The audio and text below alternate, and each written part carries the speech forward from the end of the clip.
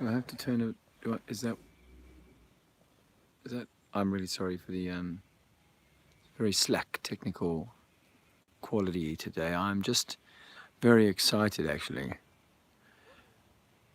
because, well, I was excited until these strange-looking pillow clouds. I didn't get taught about them in school, but apparently they're a modern form of cloud caused by global warming, which, as you might have heard me say before, is Al Gore's rhythm, or an algorithm that we use to steal from the general public.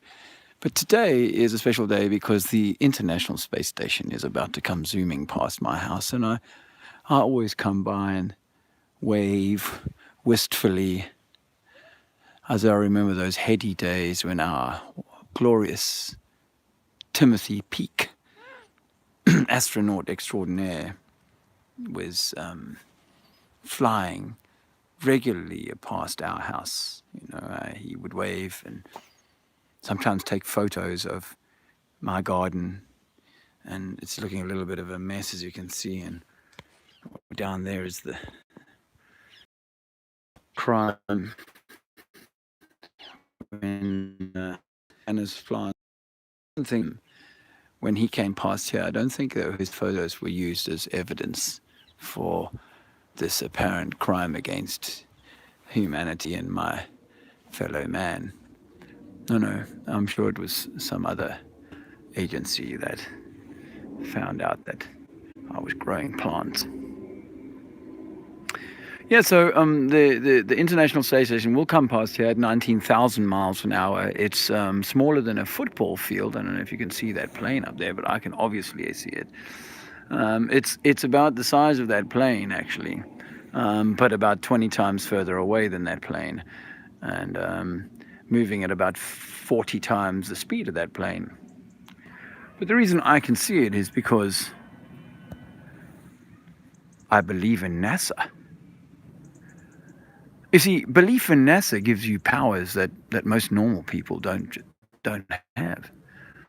So my NASA belief ensures that a football field size, smaller than a football field size object, traveling many times faster than a speeding bullet, that I can see that the glare of the sunlight, or just simply the massive batteries that they carry, because they have these huge spotlights.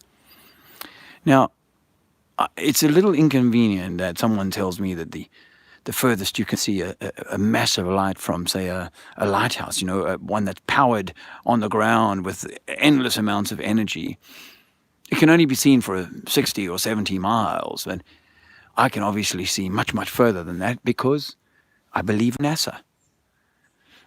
People tell me, I know this is a little inconvenient, but people tell me that from 250 miles, which is how far the ISS, we all know that, it's about 250 miles.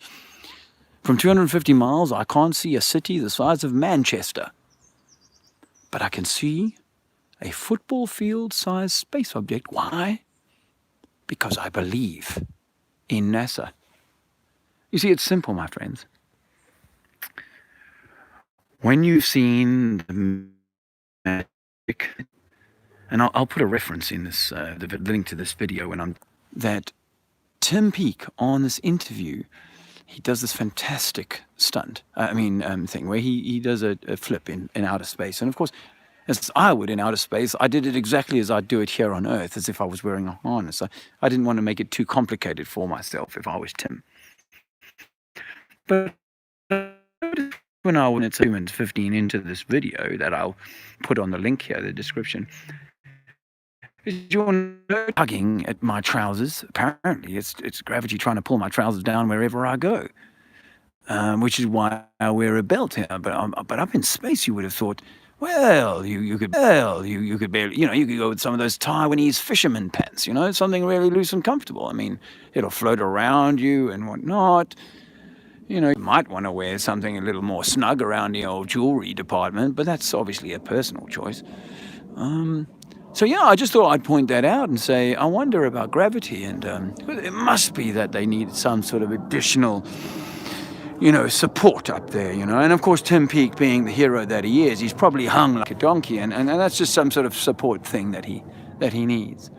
So I would say, if you're a fellow believer in NASA, like I am, I'm probably thinking of having a little religious gathering around my place next time that the shit. I think it just went past. Oh, you guys probably missed it, but it was unbelievable. That was fantastic. Didn't you see? That's 19,000 miles an hour for you right there. So, I mean, you can watch this back on slow-mo. You'll probably pick it up because I mean, for me, I saw it like it was walking past, That was pretty, yeah, I see it like that all the time. Now, when I get back to Tim, he's going to send me some of those awesome photos he took of the Grand Canyon, because I take awesome photos of the canyons on the moon. That's 250,000 miles away. So that's 250,000 miles away. Tim's only like not even as far as Manchester away. So I'm sure he's got some fantastic photos of the Grand Canyon. I'm looking forward to seeing those from his fan club. I used to be, head member of the fan club, but for some reason my license has been revoked. Anyway, on that note, I'll leave you guys, and I'll drop the link in for the Channel 4 interview, so you can see our hero Tim Peake performing like a SEAL.